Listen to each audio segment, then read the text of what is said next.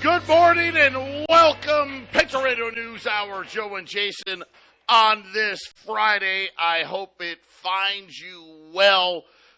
Man, just so many things to talk about. We had more inflation numbers this time. Import prices, we'll get to that. The UAW's on strike. We'll talk about that. The Federal Reserve, what are they going to do next week? Unlimited things to talk about. 800-951-0592. That's our toll-free number. Of course, the physical delivery of gold and silver is what we do. I will say this right now. We have the Trump coins on sale, the Trump silver rounds in particular, and I don't think this is a surprise to anybody.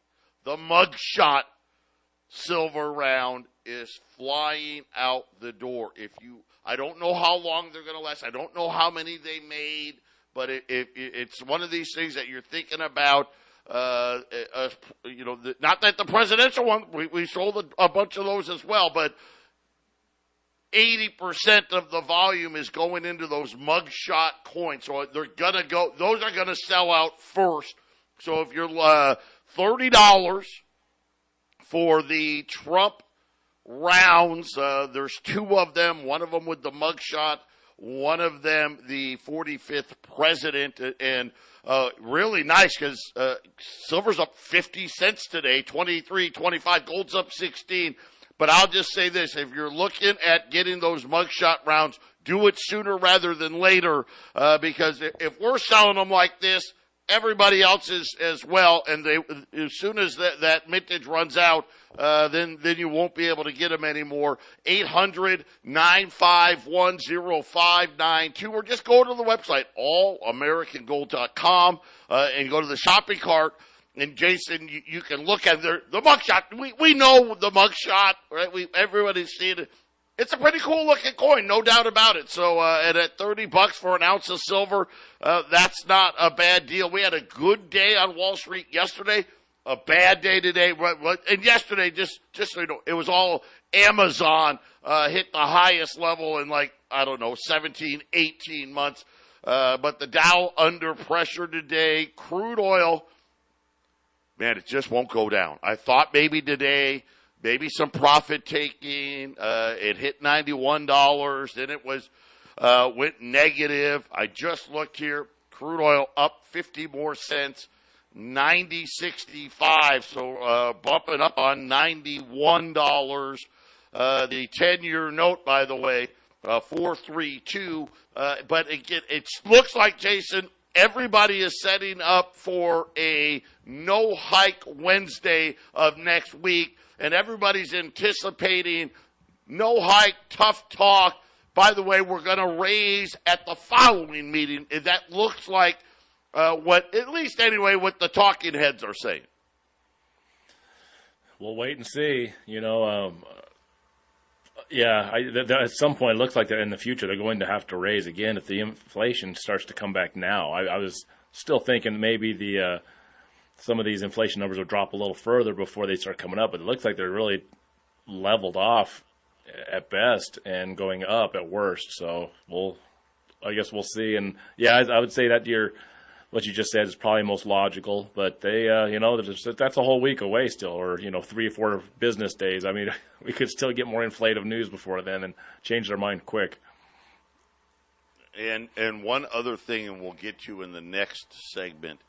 We're probably going to have another bank closure this weekend. If it's not this weekend, then next weekend we'll tell you who that is. I know you didn't want to hear it. And once again, more banks borrowing through this emergency lending program. We always get the data on Friday. Up again, 13th, 14th, 15th week in a row. The one thing of note, the Fed slowed down the selling of their balance sheet this week. We'll see if maybe next week they'll ramp it up.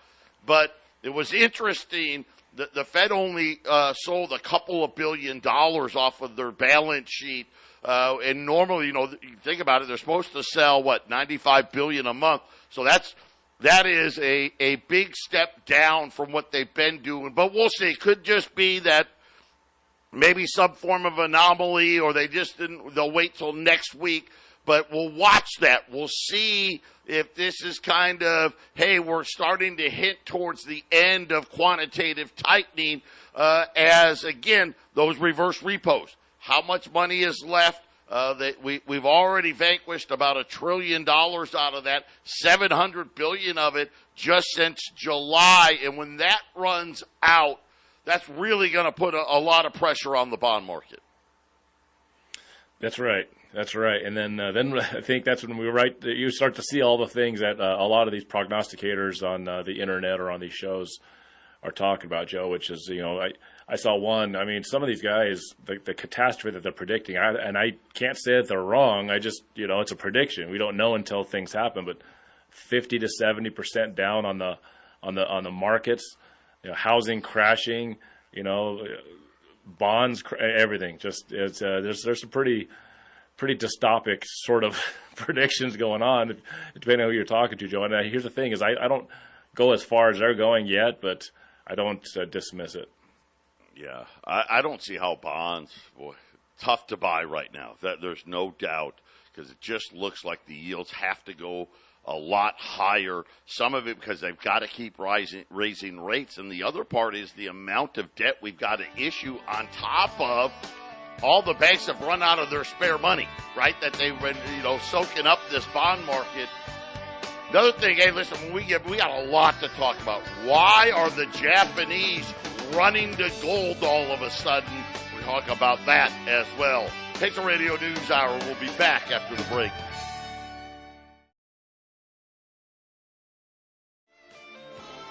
(800-951-0592). Joe and Jason, Patriot Radio News Hour on this Friday. I hope it finds you well out there. A quick look at the markets. The Dow is down 220. The S&P is down 40.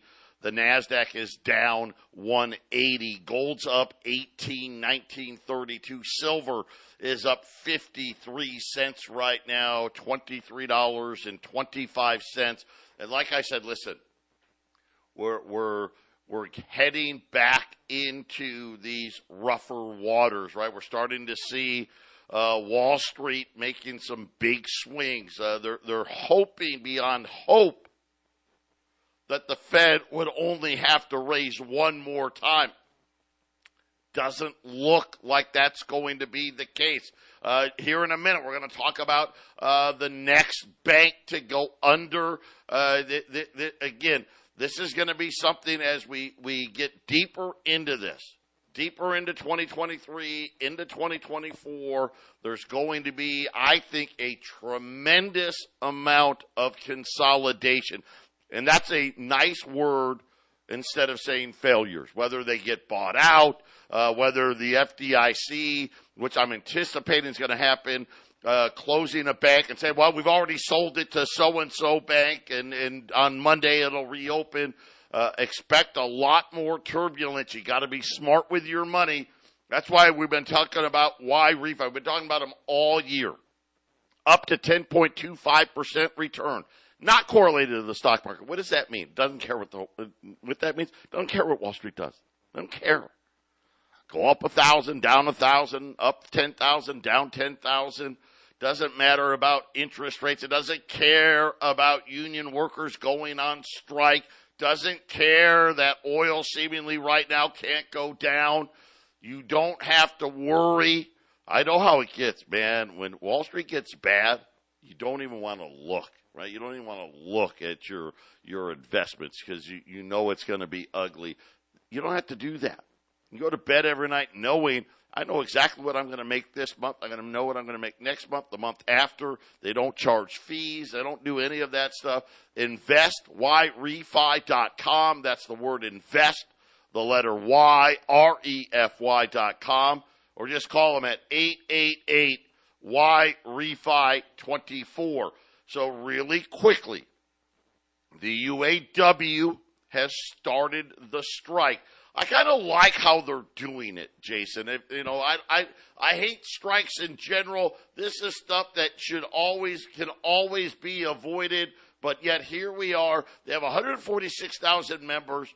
Right now, about 10% of them are on strike right now. A little over 13,000, and they targeted certain plants. In other words, they're going to make it hurt. As an example, Stellantis, which is, that's Jeep, right? They're striking at their Jeep plant in Toledo, Ohio. And obviously, that's where they're making their big money. The Jeeps, cool looking. My wife's got one. My kids got one. They're a cool looking car. They're striking at the Ohio plant. In Ford, they're going after those mid-sized trucks, right? The Ford Ranger and the Bronco SUV at the Wayne, Michigan plant. And then General Motors, same thing, going after the trucks. That's where Ford and GM make all of their money in a plant in Westernville, Missouri. So targeted action going on at the UAW, Jason. But again, a long way off. The last offer I saw from the manufacturers, they want to give them 20% over 5 years. Of course, the UAW, they lowered it, right? Hey, we'll take 36, but they want a big increase effective immediately. They want 18% right now. Well, and it's interesting because how often do unions do partial strikes, and does that really actually work? I thought the idea was the union was united, and what one man does, all the men do, sort of thing. And so this targeted strike seems to me very weak. I don't think the auto companies are going to. I don't think they're going to go the way of the union very, very much until there's much more of a solid effort to strike. I mean, I think the only reason, I don't, tell me if I'm wrong, Joe, but I think the only reason to do it the way they're doing is because there's too many of these guys who need to work and need to earn money. They can't go without the paycheck right now. Let me tell you right now, that's it, right? It's really hard striking with this type of inflation. We'll see how it goes. I hope it ends here, because here's what it's going to do. It's going to make things more expensive. Period. There's going to be less inventory again. It's going to cause used prices to go up again. Right? The longer this goes on, the worse it becomes. And then, of course, at the end of this, they're going to be walking away with a raise, and it's not going to be little. It's going to be something substantial, which, again, more inflation, right? So either way you cut it, this is not a good thing. And I'm not surprised. This is another weakness from the Biden administration. They should have been involved in this a lot sooner. But we'll have to wait and see. I will say this. I know that the Department of Energy now has been reaching out to all the oil producers and the oil refiners to try to find out, find out what's going on. We know what's going on. But a lot of lip service. I'm going to warn you now. It's going to get more expensive, but big pain. I expect big pain in diesel, heating oil, jet fuel. That is particularly, they're going to get it a lot worse. The inventory levels for everything are not good. Diesel much worse. And Jason, a bunch of these plants have to shut down for maintenance, so this is going to be a problem. I expect gas prices, oil prices to continue to rise.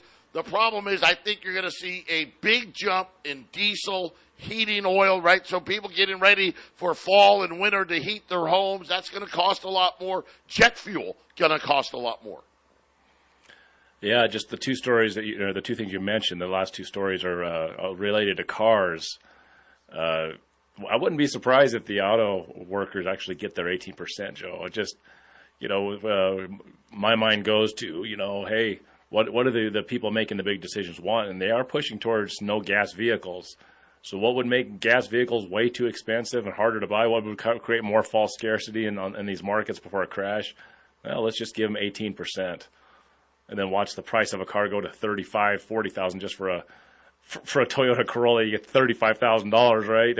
I mean, what's it going to cost? 18% on the cheapest of vehicles.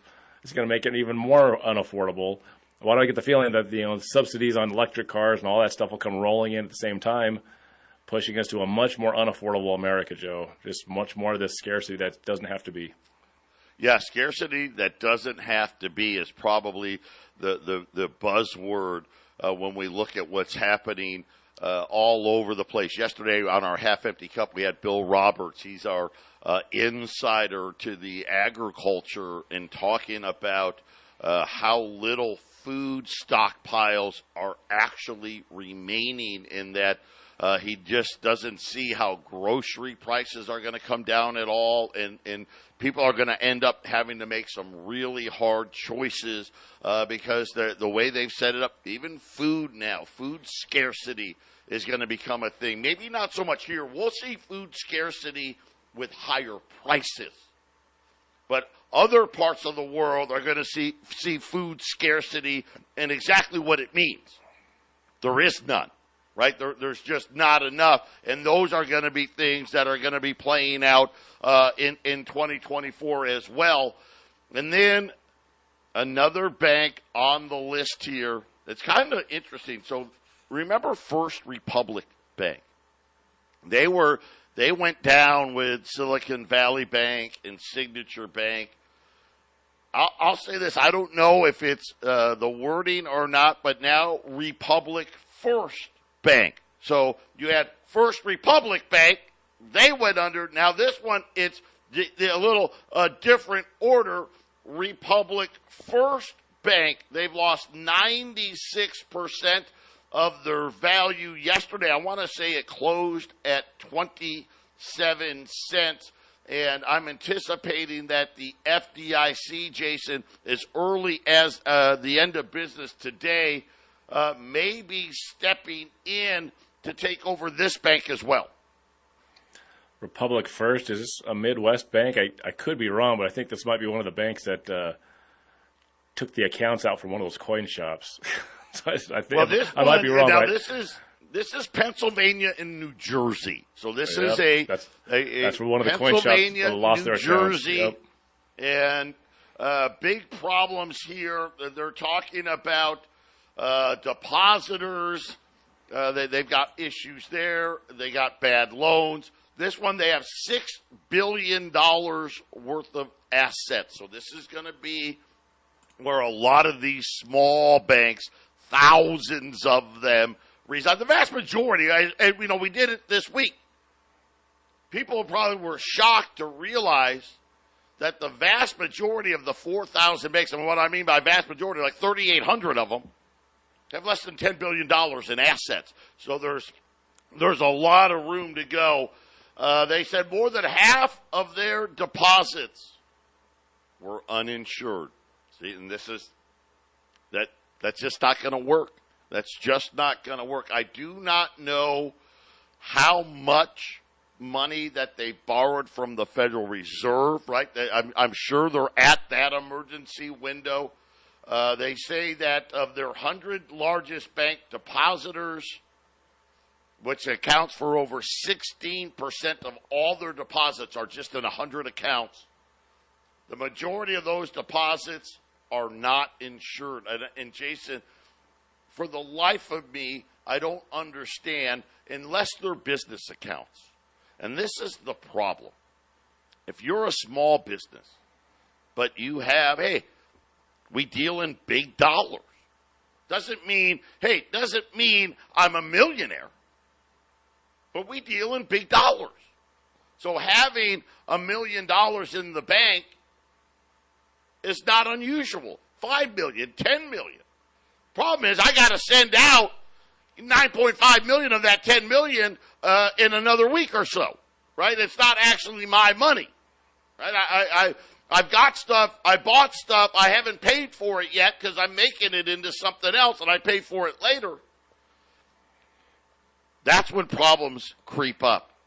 And you see these businesses all of a sudden decide, you know what, I'm too afraid. I'm too afraid. I'm afraid to leave my money here. I'm going to go, I hate to do it, but I got to go to JP Morgan. I'm going to go to Chase. I'm going to go to Bank of America. I'm going to go to U.S. Bank. I just can't risk it. And then all of a sudden, these banks go under, Jason, really quickly because it only takes one or two of these 100 depositors to leave, and that's it. It's done. Right. And, if everything that's going on with the inflation and the economic problems can persist, I mean, we keep going to it. If your insurance goes up 40 to 60%, well, you're probably going to withdraw some money out of those banks to pay for things that you weren't counting on. I mean, every single thing, Joe, is getting more expensive, and it's happening a little bit at a time, and it's kind of snowballing. Doesn't it feel like the snowball is starting to gain a little momentum now, Joe? By next year, it's going to be at full steam. Yeah, we had that little brief, call it 90, 120 days of calm. Let me give you some more names. Home Street Bank, West Coast Bank, Pac West Bank, Carver Kerr Bank Corp, Carver Kerr Federal Savings.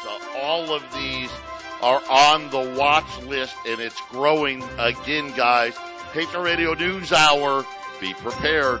We'll be back.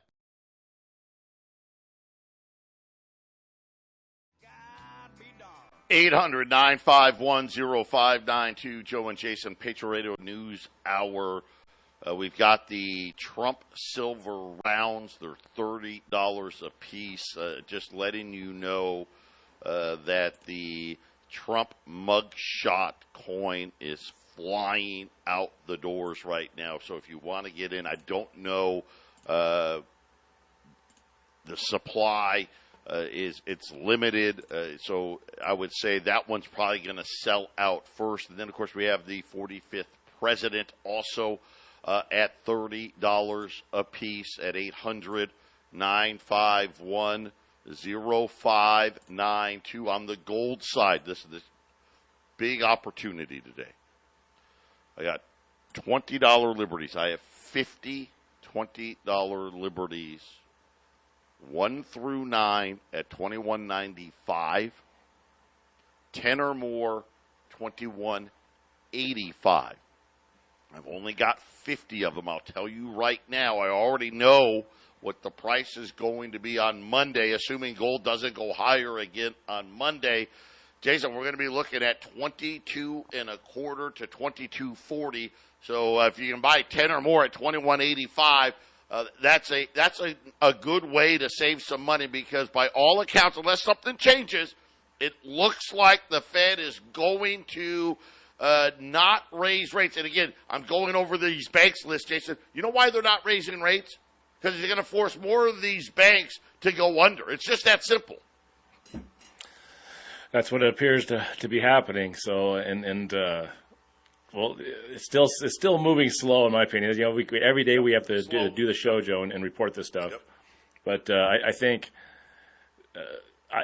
I just the stuff we're talking about now is going to be such more of an emergency as time goes on. You know, if it seems urgent, if Joe and I seem urgent over the last year, especially, it's going to just become more and more. It's really like a locomotive this time. You know, I think it's been compared that way before when it comes to markets going up or down. It takes a long time to get that thing up and running. And that's kind of what we've been. It's just getting up and running, and then once it gets to full steam and you're going down the hill, it's unstoppable. And that's how bad it's going to get. It's going to be unstoppably terrible when I think hundreds, if not over 1,000 banks in the next couple of years just go under, Joe. I think it's part of it. It's baked in the cake. They want it to happen. Fed would love to have just 10 banks to worry about. A lot of these banks under $10 billion in assets are on this list, you know, like Home Street. That's a West Coast. That's Washington, Oregon, California, Hawaii. They got $9.5 billion in assets. Pac West, we know about them. They're a little bigger, right? They've got $38 billion in assets. But then there's There's companies like this Carver Bank. They're in New York. They got about $700 million in assets. So it really is. This is going to be the culling of the small banks. This is what's going to be happening here. All these banks with under $100 billion in assets, they're really, unfortunately, and a lot of it won't even be their fault. That's the hard part. It won't even be their fault. But because they were forced to buy, which you would think, hey, that made a lot of sense. Hey, you guys are way too risky. We can't trust you to invest on your own. We're forcing you to buy X amount of treasuries. We're forcing you to buy X amount of mortgage-backed securities. Well, when you leave rates at zero for 15 years, their whole portfolio is full of treasuries and mortgage-backed securities at super low interest rates. Now that interest rates are, flying, if you could say flying 10-year note at 4.3%, that's mega losses. And when the depositor leaves, look at, we're talking about this bank, and we're talking about, hey, this is a bank, it had, what was it, $3 billion in assets, something like that. Republic First. And they said, well, our 100 largest depositors make up almost 20% of all the deposits. And it looks like they're leaving. And once they leave, we're done, right? Because why? Well, because we don't have the cash to pay people's mortgages, their car payments, their insurance payments. So we got to sell these treasuries. We got to sell these mortgage-backed securities. And we're losing our backsides on it, and we're going to be insolvent. This is what's happening. And I told you it wasn't going to end. It's not ending. This is by design. This is a culling by design, Jason. Yeah, they're trying to push the whole thing, the Fed's trying to push the whole thing back to a normal market where, 5% interest is kind of be normal. I think that they're attempting to do so, but this is the government's version of 2008. Remember, all the people that shouldn't have got loans. There's too much interest being paid on too much debt. And in 2008, they were giving these stated income loans, loaning money to people that was never going to have a chance to pay it back. Well, that's the federal government. If it ever wanted to pay back the debt, which it hasn't for 100 years, there's been never an intention to pay this debt back. You're supposed to be enslave the citizenry into this debt. But even if they wanted to pay it back, now they're at a point where there's just no way. It's just not going to happen. So the U.S. government's it's like me. I was one of those guys that they loaned money to back in the early 2000s. And fortunately for me, I knew how to take care of my business. But the government has there's no, the amount of money they keep borrowing, Joe, the spending they keep doing. They're the 2008 stated income loan. It's going to crash and fail, and it's going to be on our heads. We're living under that federal government's roof economically, Joe. Yeah, shout out to the Martins, by the way, Wall Street on Parade. They do such a great job, and especially in that space. We'll keep bringing you that information. The Financial Times reporting. This is another one. You got to look out for the Japanese yen. So we saw this, remember, it's kind of interesting how it's happening again, but during Silicon Valley, First Republic, Signature going under, Credit Suisse. Remember the yen surge got to 150. Everybody started freaking out. Well, guess what? It's back. The yen surging to 148 today. Look at their 10-year note. I know it sounds crazy, but 0.72, that's huge for Japan. Remember, Japan was negative interest rates. They're starting to lose control here. The aging population, way too much debt. And now, according to the Financial Times, Japanese in earnest are flocking to gold, and they tend to not be gold buyers, Jason. They're very, you talk about loyal to their currency, and they see the writing on the wall. This is new. Seeing Japan, at least according to the Financial Times, Gold coming into favor, as a lot of people, me included. I would not be surprised to see the yen at 200. What would that mean? I don't even know. But the ramifications of that are not good. Patriot Radio News Hour. Joe and Jason will be back after the break.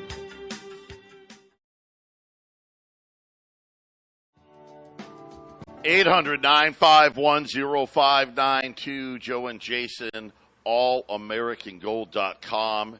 Patriot Radio News Hour wrapping up this Friday. $20 liberties, 1 through 9, $2,195. 10 or more, $2,185.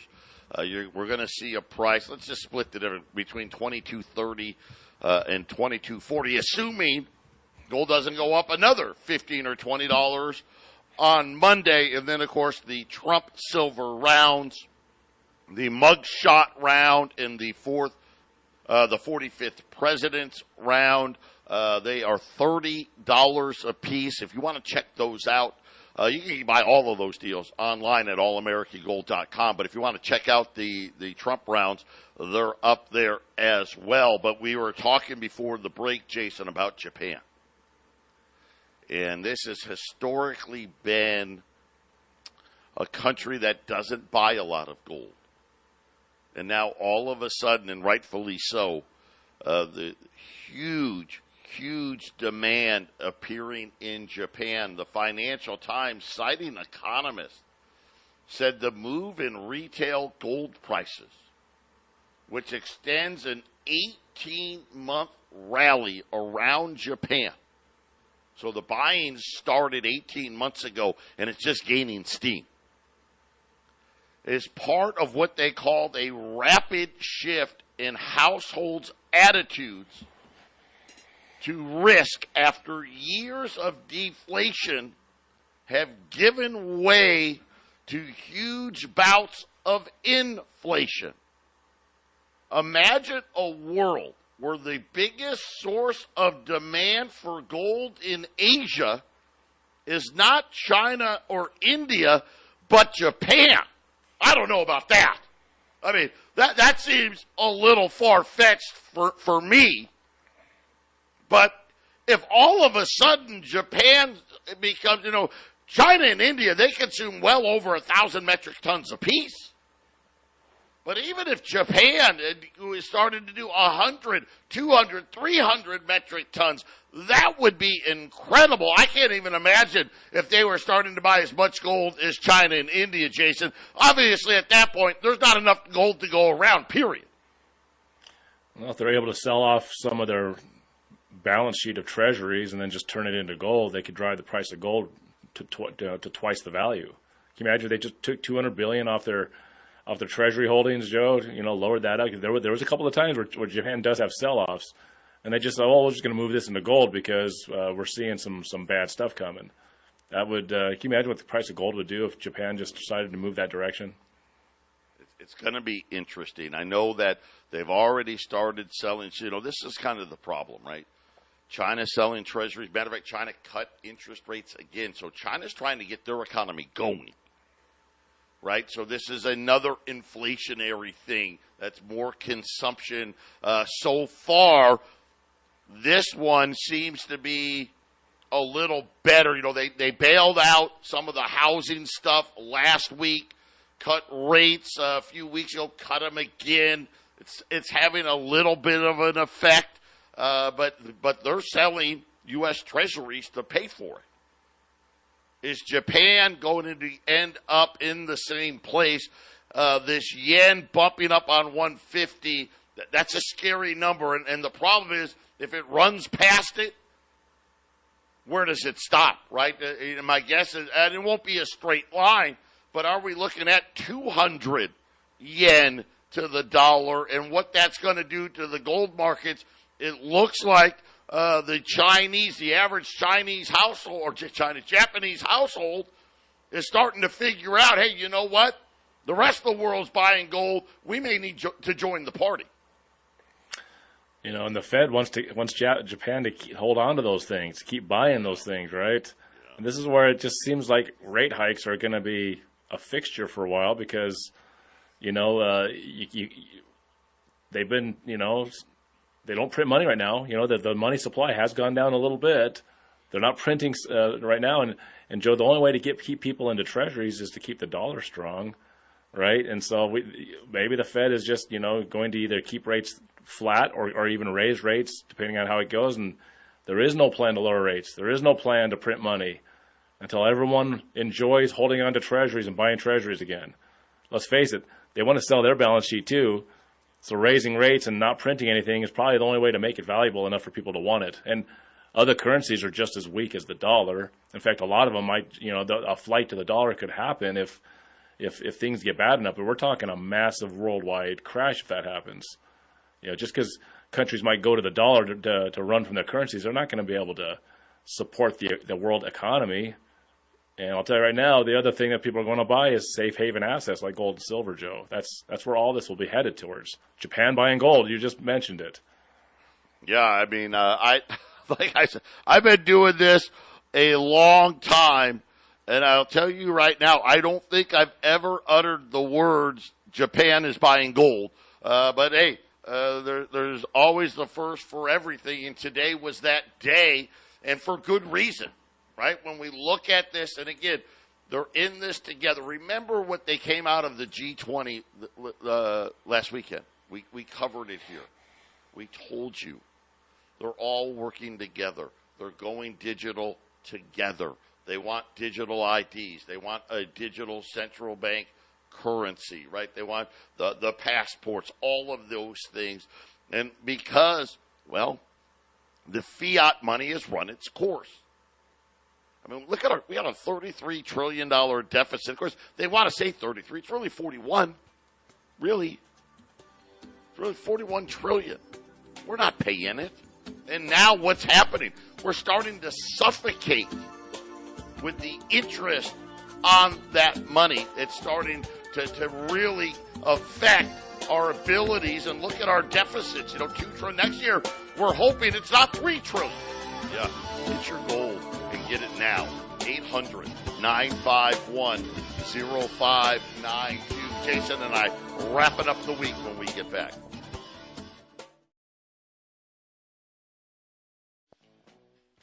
Eight 800-951-0592. Joe and Jason, Patriot Radio News Hour, wrapping up the week here. Gold ending on a high note, 1,930. Silver at $23.25. And Jason, if it didn't, well, I don't know. It's tough. It's just tough.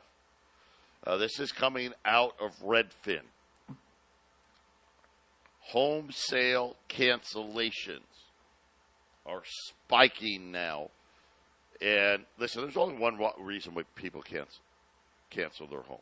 This is, in other words, they've signed we've made the offer. The offer's been accepted, right? We've signed on the dotted line. Nope. Because when they actually look at, wait, I got to pay how much? My mortgage payment's going to be how much? Right? Housing prices continue to rise, but according to Redfin, the worsening affordability crisis continues to grow. In August, listen to this, 60,000 home purchase contracts fell through nationwide. Jason, that was almost 1 in all 5 homes that were under contract for the month fell out, didn't close, didn't get it done. They were quoting a realtor who said, this is the worst I've ever seen it in the 24 years. So he saw the housing crash, right? And said, hey, people haven't canceled contracts like this. This is unheard of. It's an unheard of number to see 60,000 home purchases not going through in August alone. And it has to be. There's only one logical answer. Oh, I didn't realize I was going to have to pay that much. I mean, think about what happened from July to August. Remember the 10-year note was down to what, 3.5? Now it's 4.3. Now all of a sudden, hey, you didn't get 6.7%. You got to get 7.5%, 7.3, 7.4. And Jason, all of a sudden, that's a number they can't afford. That's right. And once again, it's the interest rate, it's the down payment, and it's the monthly payment. All these factors for the average person, average couple trying to buy a house. You just add on, I'm going to keep going to all how much is that escrow going to be now? Sticker taxes shock, and right? insurance. Hey, it's not just the monthly payment, closing cost, right? And by the way, you know how it is. You buy a home, well, hey, we'll fix this and this, but you've got to fix this, that, and the other, and you add it all together, and people are backing out. Yeah, you got to move into maybe to a newer home, and by the way, within that first 12 months, you got the HOA, and you got landscaping. I wonder how much more landscaping is now versus 2020 when I had to get my landscaping done, Joe. I wonder how much more it costs to get that backyard done. What does it cost to get the front yard put in or the backyard put in? Yeah, that's a great question. All of these are factors. That is probably one of the more shocking numbers that I've seen when you're talking about 60,000 cancellations. And that's just 1 month. 800-951-0592. Jason and I, we're coming right back with the half-empty cup. Stay with us.